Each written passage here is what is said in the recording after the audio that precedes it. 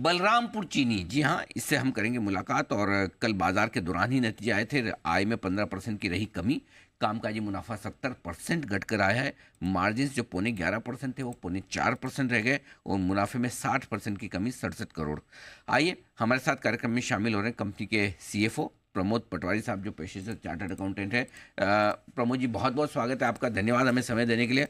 Sir, number देख के हमें बड़ा झटका लगा एकदम। क्या हो गया सर, इस तिमाही में इतने नंबर्स कमजोर कैसे? अनिल जी नमस्कार। नमस्कार सर। अनिल जी, आपको याद होगा पिछले साल दिसंबर में हम्म। गवर्नमेंट ऑफ इंडिया ने रेस्ट्रिक्टेड इथेनॉल प्रोडक्शन के ऊपर एक डिसीजन लिया था। जी। तो फिर उसके चलते फीड स्टॉक अवेलेबिलिटी कम हो जाती है। सो ये तो एक तरह राइटिंग ऑन द वॉल ही है। जब आपके पास फीड स्टॉक ही अवेलेबल नहीं है तो आपके फिक्स्ड ओवरहेड्स एब्जॉर्ब नहीं हो पाते हैं। एंड क्वार्टर में यदि कोई भी प्रोडक्शन नहीं है तो नंबर्स आ नहीं सकते।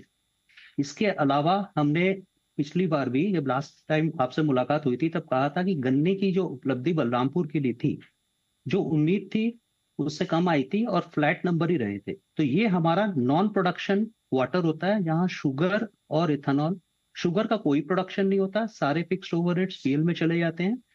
And because of government policy इस साल इथेनॉल का प्रोडक्शन भी बहुत मिनिमल रहा।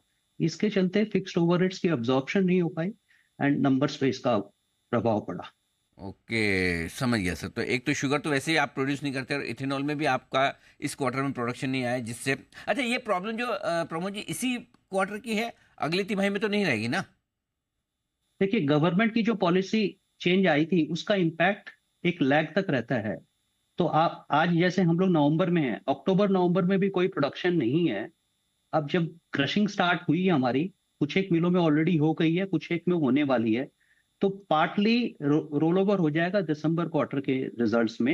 एंड फुल फ्लेजेड इम्पैक्ट आएगा जो गवर्नमेंट ने पॉलिसी वापस रिवर्स कर दी है, अब अलाउ कर दिया है कि आप 100% कैपेसिटी यूटिलाइज कर सकते हो अपनी juice based and B heavy ethanol बनाने के लिए। तो पूरा इम्पैक्ट तो मार्च क्वार्टर में आता है। तो कम से कम ये तो कॉन्फिडेंस है कि वर्स्ट इज बिहाइंड अस, ये इस तिमाही जैसे नंबर तो इससे तो बेहतर ही आएंगे जो भी आएंगे, राइट सर? करेक्ट। बिल्कुल ठीक बात है। अच्छा, अब सर, जो ये नए नियम बने जिसमें आपने कहा भी है कि अब इथेनॉल बनाने के लिए जो गवर्नमेंट ने मंजूरी दी है, नियम जो बदले हैं, कितना फायदा होगा सर इससे, और कब तक? सर अनिल जी, फायदा इसको इस तरीके से नहीं देखना चाहिए। अपने आज के दिन में हमारी कंपनी का अनुमान है कि देश में 32 मिलियन टन चीनी बनेगी, कुछ एक लोगों का अनुमान है 33 मिलियन टन चीनी बनेगी। 33 मिलियन टन चीनी बनने के लिए जो गन्ना प्रोक्योरमेंट होता है उसकी वैल्यू करीब 1,10,000 से 1,20,000 करोड़ रुपए होती है सालाना।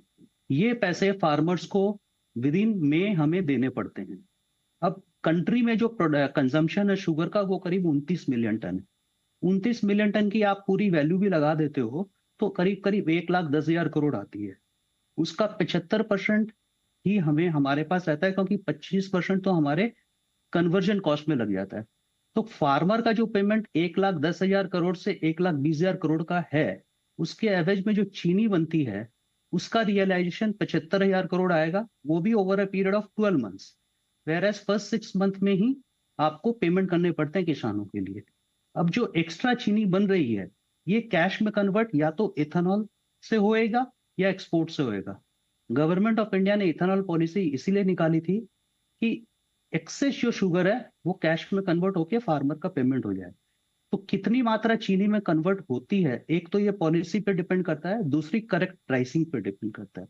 सिमिलरली एक्सपोर्ट की जो डिसीजन है वो भी टाइमली होना जरूरी है, तब जाके ये पेमेंट्स फार्मर को हो पाएगा।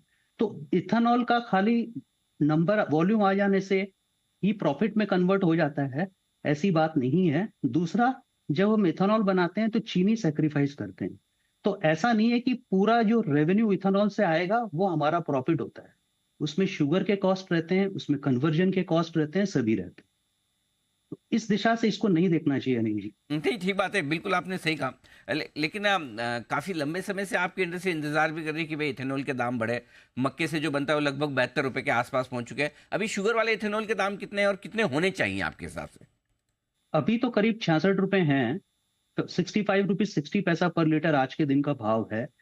हमारी एसोसिएशन ने मांग की है कि ये 73 रुपीज होने चाहिए, क्योंकि लास्ट 2 सालों में जो गन्ने की प्राइस में बढ़ोतरी हुई है उसके हिसाब से ये रिलेशन जो बैठता है उसके हिसाब से 73 रुपीज का भाव आता है। ठीक बात है।